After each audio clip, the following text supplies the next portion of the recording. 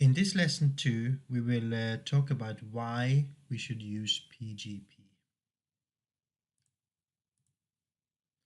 So there are several reasons. First of all, it has to do with privacy and security, and that is when we encrypt a mail. In this way, we do make sure that only the person that you intend to send to can actually read the content of the mail. That is the first reason. Secondly, you can choose the sign which has to do with authenticity. It means that the receiver knows yes or yes that the mail came from you. Thirdly, sending mails with personal data. This has become more and more important now, and especially due to the GDPR, which is the new European General Data Protection Regulation. And this basically means that you are responsible to follow the guidelines for your institution when it comes to handling and dealing with personal information about people. Personal information is anything from a name and an email to telephone number to more serious things like health, ethnicity, religion, and so on.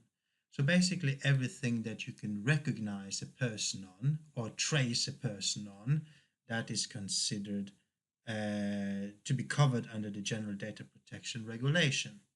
So if you are sending, for example, an email address for one of your students to another person, in principle, you should protect that sending as good as you can.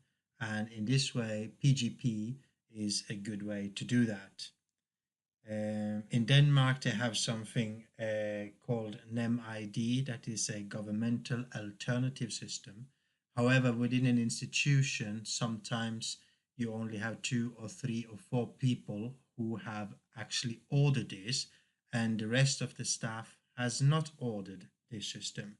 So in that situation, you could decide that everybody in the institution should use PGP when they exchange personal information if they do not have the NemID system. Also, if you have private mails that contain sensitive information about your own health, about a personal matter you had with somebody else, a colleague, the leaders of the school, or something that is sensitive to you, you can always choose to exchange this information using PGP so nobody else can read it. And then you have the main rule. It's basically anything you don't want others to read. Then you should use PGP. In the next lesson, we will start to work on how to use PGP.